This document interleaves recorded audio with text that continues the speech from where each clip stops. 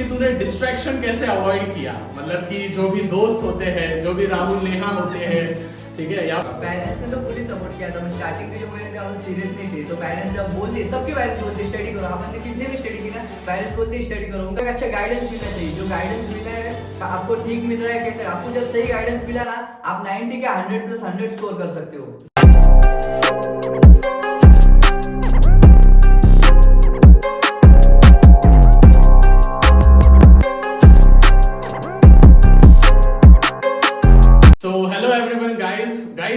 अगर आप भी सोचते हो कि बचपन से आपके कोई भी मार्क्स नहीं आए, आप पूरे सालों गिनती, आप पूरे एवरेज स्टूडेंट्स रहे हो, लेकिन आप ड्रीम कर रहे हो कि एसएससी 10th स्टैंडर्ड में आपको 90+ मार्क्स स्कोर करना है, तो टेंशन नहीं लेना है, क्योंकि आज मेरे साथ अनिकेत है जो कि आपको बताएगा कि उसने 10th में किस प्रकार से स्टडी किया, एट द सेम वे उसने कौन से स्ट्रेटेजीज फॉलो किए, कौन से बुक्स फॉलो किए, किस किस प्रकार से उसने उसके डिस्ट्रैक्शन को अवॉइड किए, जिससे कि उसको 10th के एसएससी बोर्ड एग्जामिनेशन में बस 90+ मार्क्स नहीं, बल्कि स्कूल में वो फर्स्ट रैंक उसने गेन किया था। जितने भी स्टूडेंट्स उसके क्लास में थे, जितने भी स्टूडेंट्स उसके स्कूल में थे, उसने पूरे के पूरे फर्स्ट रैंक उसके स्कूल में उसने हासिल किया है। तो स्टूडेंट्स अभी उसके बारे में थोड़ा सा इंट्रोडक्शन दे देगा वो, कि उसने क्या क्या, उसका नाम है, क्या क्या चीजें हैं, परसेंटेज कितने आए हैं, कौन से सब्जेक्ट में उसको टॉप मार्क आए हैं, और फिर बाद में मैं धीरे धीरे आपके मन में जो भी क्वेश्चंस है, जो भी कमेंट्स में से मैंने क्वेश्चंस देखे हैं,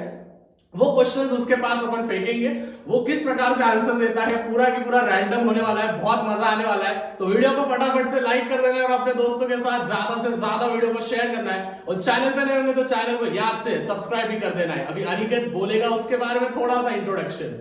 सो फ्रेंड्स, मेरा नाम अनिकेत शुरल कासूद है। मैं शाह कोचिंग क्लासेस में 3 साल से पढ़ रहा हूँ। मैं एवरेज ही बच्चा था। स्टार्टिंग में मुझे सिर्फ 70, 80, 60 मतलब यही परसेंटेज गिरते थे। सर ने बोला, सर के पास ऑफलाइन में गए मैं कोचिंग को, वहाँ पे एकदम नीट क्लीन दररोज हम सेल्फ स्टडी करते थे, और ऊपर से हमारे जो कंसेप्ट थे स्कूल से मतलब अच्छे, मतलब सब तरीके से हमारे कंसेप्ट क्लियर हो जाते थे। उस हिसाब से भी मैंने स्टडी की और मेरे स्कोरिंग आए। जो है सर के अपना गाइडेंस दिया सर ने, उस हिसाब से हमने स्टडी की थी। ओके, अभी उनसे मैं ये पूछना चाहूंगा कि उनके 10th में कितने परसेंटेज उन्होंने स्कोर किए, एट द सेम वे कौन से सब्जेक्ट में आपके सबसे ज्यादा अच्छे मार्क्स आए हैं। बेसिकली मैंने 10th में 90.60% गेन किए। सबसे ज्यादा मुझे लैंग्वेज में थे 93, मराठी में 93 थे, हिंदी में 93 थे, मैथ्स में 88 थे, साइंस में 92 थे, एसएसटी में 89 थे, और इंग्लिश में कम थे क्योंकि वो स्कोर टॉप 5 में आने ही नहीं वाला था। इंग्लिश में 75% थे। तो स्टूडेंट्स, जैसे आपने देखा कि आपका लैंग्वेज सबसे ज्यादा वीक होता है, तो वही बच्चों को मैंने लाया है जिससे आपका लैंग्वेज पूरा की पूरा एकदम परफेक्ट हो जाएगा।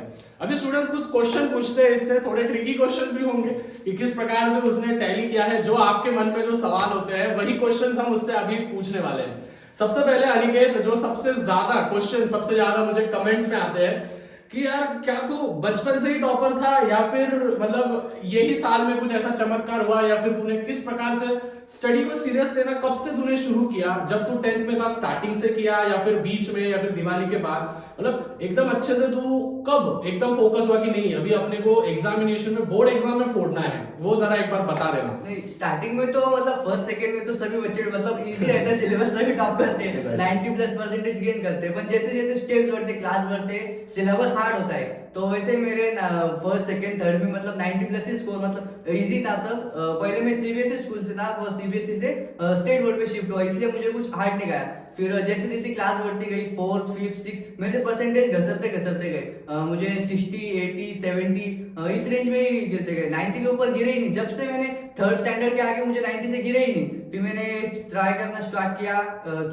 क्लासेस भी लगाए थे, मतलब कुछ रिजल्ट नहीं आया। क्लास में सिर्फ मतलब ऐसे ही पढ़ाते थे, कंसेप्ट क्लियर नहीं होते थे।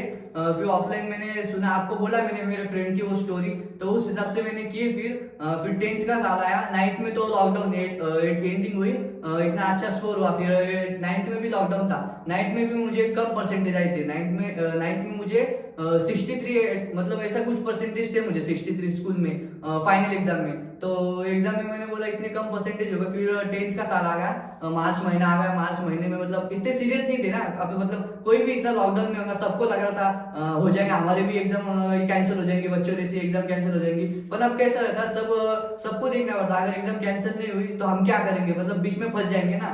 तो फिर जैसा जैसा मतलब अप्रैल महीना खत्म हो गया, मई हुआ, जुलाई में हमने स्टार्ट किया ऑफलाइन। जो जुलाई में सर ने पहले ही बोल दिया था जल्दी करना है, पर कैसा लॉकडाउन था, उस सिचुएशन से हमने जून के एंडिंग में 10 स्टार्ट की। हिस्ट्री ज्योग्राफी सबसे पहले हमारा जो एम था, हिस्ट्री ज्योग्राफी एसएसटी का पूरा कंप्लीट है ना, सिलेबस कंप्लीट, लर्निंग से एकदम परफेक्ट लर्निंग करना था। स्टूडेंट्स, यहाँ पे मैं उसको थोड़ा इंटरप्ट करना चाहता हूँ। मैं हमेशा बोलता हूँ स्टूडेंट्स की हिस्ट्री ज्योग्राफी एक ऐसा सब्जेक्ट होता है, स्कोरिंग सब्जेक्ट होता है, जिसमें अगर आपके कंसेप्ट्स क्लियर नहीं भी हुए ना, लेकिन आपने अगर उनको लर्न करके रखा है तो आपके मार्क्स होंगे। तो मैंने उसको पहले बोल दिया था, अनिकेत और उसके साथ के जितने भी स्टूडेंट्स थे उनको मैंने वही किया था कि अपना नवंबर दिसंबर तक पूरा हिस्ट्री ज्योग्राफी पूरा खत्म हो जाना चाहिए, मैथ अपना दिसंबर के एंड तक खत्म होना चाहिए, और जनवरी के मंथ के बाद अपना जो साइंस होगा, क्योंकि पेपर्स जो थे इनके लेट हुए थे, अप्रैल के मई में महीने में उनके पेपर्स हुए थे, तो हमारे पास 2 महीने थे जो कि हम पूरा के पूरा साइंस को दे सकते थे। तो जैसे कि आपने देखा स्टूडेंट्स की मतलब ऐसा नहीं है कि बचपन से अगर आप टॉपर नहीं हो तो 10th में आप मार्क्स नहीं स्कोर कर सकते हो। ये एक जीता जागता एग्जांपल है अनिकेत के थ्रू। अभी दूसरा क्वेश्चन जो सबसे ज्यादा पूछा जाता है कि सिलेबस कब तक कंप्लीट कर लिया था, मतलब सिलेबस कौन से महीने तक अनिकेत ने कंप्लीट किया था, वो अभी हम उससे देखते हैं, मतलब कौन सा सिलेबस कब तक हुआ था। जैसे फॉर एग्जांपल अभी मैं उसको पूछता हूँ कि हिस्ट्री ज्योग्राफी तेरा कब तक खत्म हो गया था पूरा लर्न करके, और तू मतलब रेडी था पूरा की कल भी तेरा बोर्ड एग्जाम ले लिया, तो तू उसके लिए रेडी था, तो ये कब कौन से मंथ में हुआ था? ये हमारा जो दिवाली थी अक्टूबर के मंथ में, आई थिंक हाँ अक्टूबर में दिवाली थी, अक्टूबर में दिवाली थी। तो दिवाली के पहले ही हमारा हिस्ट्री जो था वो पूरा एकदम परफेक्ट लर्निंग के साथ पेपर देने के लिए खत्म हो गया था। सिविक्स बाकी था थोड़ा 1-2 चैप्टर। फिर हमने दिवाली के पहले क्लासेस, ऑफलाइन क्लासेस को हॉलीडेज लगने से पहले हमने टेस्ट दे दी थी पूरे हिस्ट्री पर। उधर उसमें भी परसेंटेज अच्छे आए, मतलब मार्क्स अच्छे आए थे, 40 मार्क्स का पेपर था, उसमें से भी 35 अबव मार्क्स आए थे। वो मतलब कॉन्फिडेंस आ गया एक मतलब क्या ये कहना है कि पहले लर्निंग का कंप्लीट कर लेना, फिर बाद में मैथ पे जाना। मैथ का भी कैसे साइड बाय साइड कर सकते हैं, क्योंकि रात को है ना लर्निंग नहीं होती, मतलब किसी बच्चों का होता है कि रात में लर्निंग ही नहीं होती, तो रात का जो 9 बजे। अच्छा, और एक क्वेश्चन अनिकेत से पूछना चाहूंगा, तू नाइट आउल है या फिर अर्ली बर्ड है, मतलब रात को पढ़ाई जमता है तेरे को, या फिर सुबह तू उठ के पढ़ाई करता था, या फिर रात को मैथ करता था जिससे नींद नहीं आती थी और सुबह उठ के लर्निंग वगैरह करता था? क्या था मतलब तेरा प्रोसीजर क्या था? नहीं, मैं सुबह 5:30 बजे उठता था, 5:30 को उठता था। एसएसटी का पहले मतलब टारगेट था, एसएसटी मतलब खत्म करना है, मतलब करना है, क्योंकि एसएसटी का एकदम खत्म हो गया तो मतलब दिमाग से टेंशन ही मिट जाता, क्योंकि यार एक सब्जेक्ट खत्म हो गया इतना बड़ा। तो एक सब्जेक्ट खत्म हो गया तो सुबह 5:30 बजे उठता था, एक लेसन मतलब 5 बजे तक लेसन खत्म कर देता था, हो जाता था। उसमें था ही क्या, फिल इन द ब्लैंक्स तो लर्न करने की कुछ जरूरत ही नहीं पड़ती थी।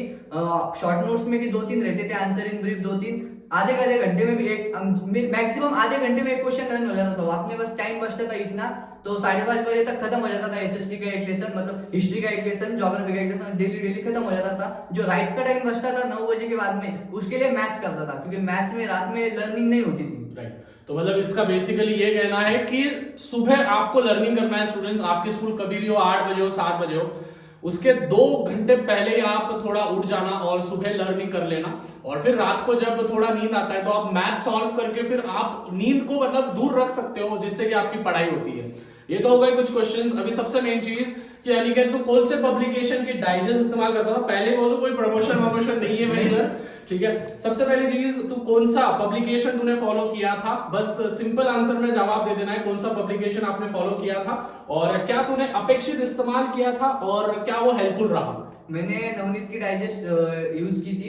स्टार्टिंग में तो अपेक्षित दिवाली के आफ्टर ही प्रेफर करने पड़ते, क्योंकि मैंने पूरी डाइजेस्ट, हमारी पूरा लर्निंग खत्म हो गया था। एक बार कैसा हो जाता, डाइजेस्ट एक बार पूरी लर्न हो गई ना, तो अपेक्षित में सिर्फ क्वेश्चन रहता है। अपेक्षित का इतना फायदा रहता है कि उसमें एक साथ ही fill in the blanks, question answer सब एक कट्टी इसमें सीरियल में रहते हैं, वो हेल्पफुल जाता है। अगर किसी बच्चों का डाइजेस्ट नहीं लर्न हो रहा है तो प्रेफर करें अपेक्षित को, क्योंकि अपेक्षित is the best way to learn study. Right, शाबाश।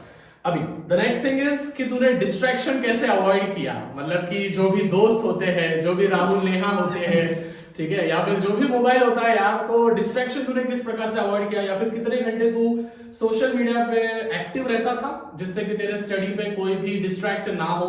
एट द सेम वे तूने किस प्रकार से अगर डिस्ट्रैक्शन हो भी जाता था तो किस प्रकार से उसको टैकल किया, बस सरल सिंपल भाषा में उनको बस थोड़ा सा बता दे, क्योंकि बहुत सारे वीडियोस पहले भी पढ़े कि मोबाइल का ये कर दो, कलर चेंज कर दो, ये कर दो, वो चीजें नहीं।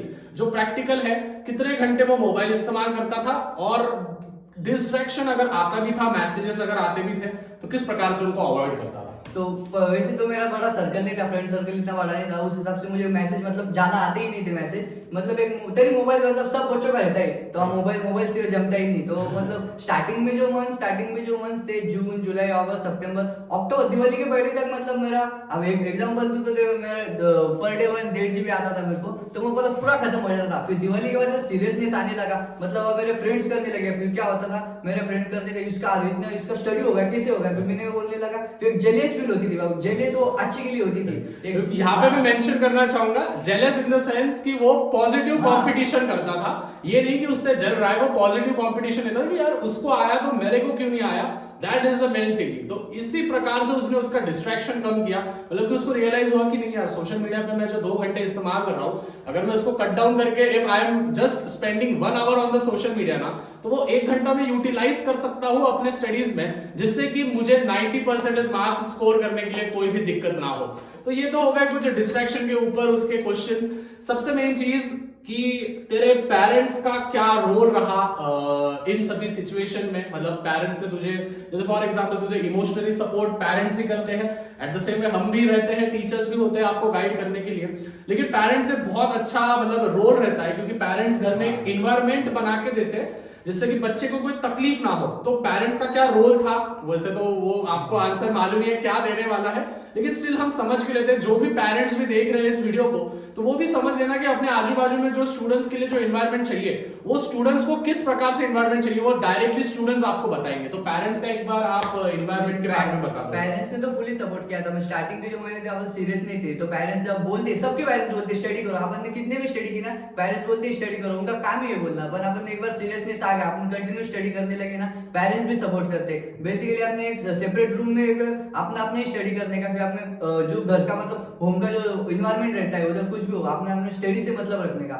उधर को जो इन्वायरमेंट है पेरेंट्स अपने तब आने ही नहीं देते, और उस हिसाब से अपनी स्टडी परफेक्ट होती है। और पेरेंट्स हमेशा ही सपोर्ट ही करते हैं, अच्छी के लिए बोलते हैं जो बोलते हैं। राइट, मतलब उसका ये कहना है कि पेरेंट्स अगर आपको डांट भी रहे हैं या फिर आपको कुछ मतलब बोल भी रहे हैं, तो वो आपके भले के लिए बोल रहे हैं, क्योंकि एट द एंड उनको आपका पोटेंशियल हाईएस्ट चाहिए। उनको ऐसा नहीं चाहिए कि मेरा बेटा या फिर मेरी बेटी ये चीजें नहीं करती है।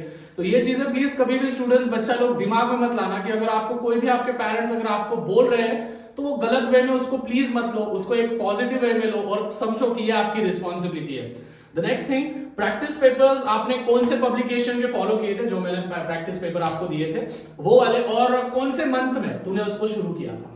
प्रैक्टिस पेपर तो हमने स्टार्टिंग मतलब एसएसटी सर ने बोला था एसएसटी खत्म हो गया, जैसे जैसे हमारे सब्जेक्ट खत्म होते लगे वैसे ही प्रैक्टिस पेपर सॉल्व करने थे। वो भी नवनीत की टारगेट थी, नवनीत की टारगेट थी, उसमें से प्रैक्टिस पेपर हमने सॉल्व किए। जो पिछले साल मतलब उसके पिछले साल का एग्जाम कैंसिल हो गई थी, उसके 2-3 साल के पेपर हमने देखे, उसमें से ही क्वेश्चन आए थे। और जो मेन सबसे इंपॉर्टेंट था, सर ने जो क्वेश्चन दिए ना वही आए, जो सर एग्जाम हमारे टेस्ट लेते थे, जो क्वेश्चन सर ने बार बार डालते थे हम उसको प्रैक्टिस करते थे, वही एग्जाम में बोर्ड एग्जामिनेशन में आए थे। वो मैथ्स 2 का पेपर था, उसमें एक थ्योरम था, सर्कल में का थ्योरम था, सर्कलेशन का। सर ने बोला था करके जाओ, हमने वो किया था, 100% वही थ्योरम आया था हमें। तो वही चीज है स्टूडेंट्स की, मतलब अभी पिछले 3-4 साल से मैं गाइड कर रहा हूँ स्टूडेंट्स को, हजारों स्टूडेंट्स को, ऑनलाइन हो ऑफलाइन हो, मैंने गाइड करा है, तो एक पैटर्न समझ जाता है। और प्रीवियस ईयर क्वेश्चन पेपर्स ये बहुत इंपॉर्टेंट होते हैं। तो नीचे डिस्क्रिप्शन में लिंक दिया है मैंने शाह कोचिंग क्लासेस ऐप का, उस लिंक को आप डाउनलोड कर लेना है, उस ऐप को आप डाउनलोड कर लेना है। वहां पे प्रीवियस ईयर क्वेश्चन पेपर्स रखे हैं, बस मात्र 11 रुपीज में पूरे के पूरे प्रीवियस ईयर क्वेश्चन पेपर्स है 2018 से लेके तो 2022 तक। तो अगर आपको लेना है तो आप चीजें कर सकते हो, बस बोल दिया मैंने।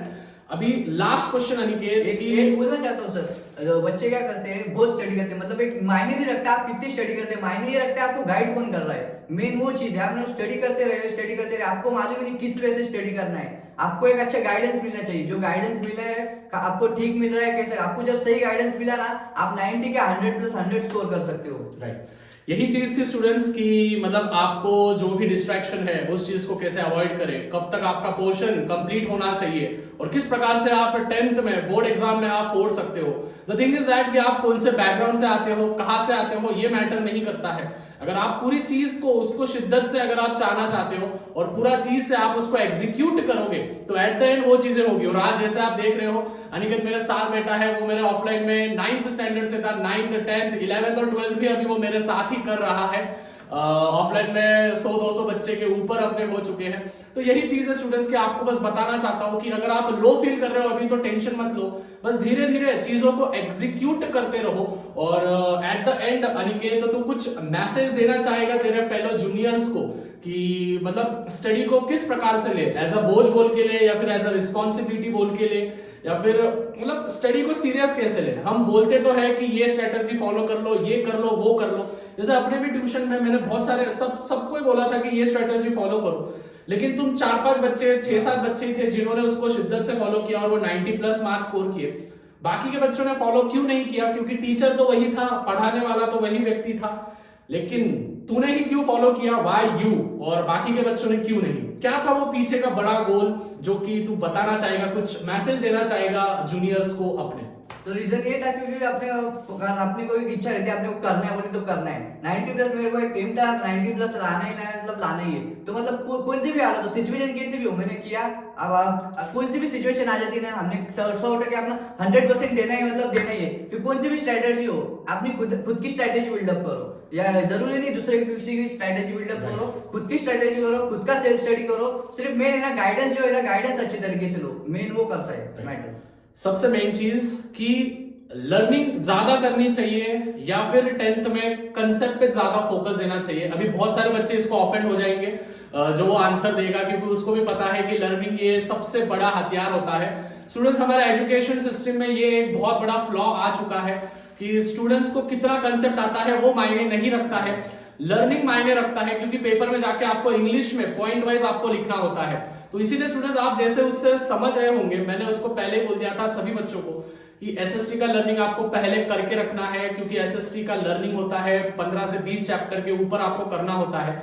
तो अनिकेत क्या लगता है तुझे कि कंसेप्ट 10th स्टैंडर्ड की बात कर रहा हूं मैं, ना कि फ्यूचर की बात कर रहा हूं, 10th स्टैंडर्ड में लर्निंग का ज्यादा परसेंटेज रहना चाहिए स्टूडेंट्स का या कंसेप्ट पे रहना चाहिए? कंसेप्ट कैसे? कंसेप्ट में आप कोई टीचर सिखा रहा है, किसी के भी कंसेप्ट क्लियर हो जाते हैं, पर वो सिर्फ टेम्पररी कंसेप्ट क्लियर होते हैं। अब आपको पूछा इसका कंसेप्ट क्या है, आप अपनी लैंग्वेज में थोड़ी लिख सकते हो, आपको इंग्लिश में ही लिखना पड़ेगा ना, इसलिए इंग्लिश में उसकी प्रॉपर लैंग्वेज आने के लिए आपको लर्निंग करनी पड़ती है। Right. The thing is that students कि आपको लर्निंग पे थोड़ा ज्यादा प्रमाण में फोकस देना पड़ेगा, ठीक है? क्योंकि YouTube पे मैं भी पढ़ा रहा हूँ, बाकी के टीचर्स भी पढ़ा रहे हैं, बहुत अच्छा काम कर रहे हैं बाकी के teachers, shout out to all the teachers regarding that. लेकिन और एक चीज है स्टूडेंट्स, आपको लर्निंग करना ये बहुत ज्यादा नेसेसरी होगा। तो इसी के साथ स्टूडेंट्स ये था हमारा आज का इंटरव्यू अनिकेत कासोदे के साथ, जिन्होंने स्कूल में टॉप किया है, जिन्होंने बहुत अच्छी परसेंट से रैंक किया है। और अनिकेत, बस लास्ट में तेरे को जाते जाते ये पूछना चाहूंगा कि क्या है तेरे फ्यूचर प्लान्स, क्या करना चाहता है, या एजुकेशन में तू कुछ करना चाहता है, या फिर तेरा कुछ बड़े ड्रीम्स है जो कि बहुत सारे बच्चों के होते हैं? और बस वो चीजें बता दें स्टूडेंट्स। तो ड्रीम्स तो मतलब ज्यादा बड़े भी नहीं है, पर एक एंटरप्रेन्योर बनने की चाहत है, मतलब करना है कुछ बड़ा। एजुकेशन में मतलब अभी एजुकेशन भी थोड़ा थोड़ा साइड बाय साइड करना ही है, पर एक एंटरप्रेन्योर बनने की इच्छा है, ड्रीम। मतलब खुद का कुछ करने की इच्छा है जिससे कि लोगों के लिए वो कुछ एक इन्फ्लुएंस कर सके। तो इसी के साथ स्टूडेंट्स, आई होप ये पूरा की पूरा सेशन आपके लिए बहुत ज्यादा इन्फ्लुएंशियल रहा होगा। अगर ऐसे ही वीडियोस आपको चाहिए, इंटरव्यू क्वेश्चंस आपको अगर चाहिए, तो नीचे जरूर चैनल को सब्सक्राइब करना है और जाते जाते एक लाइक ठोक के जाना है। तो thank you so much Aniket, और yes, bye everyone, bye, take care.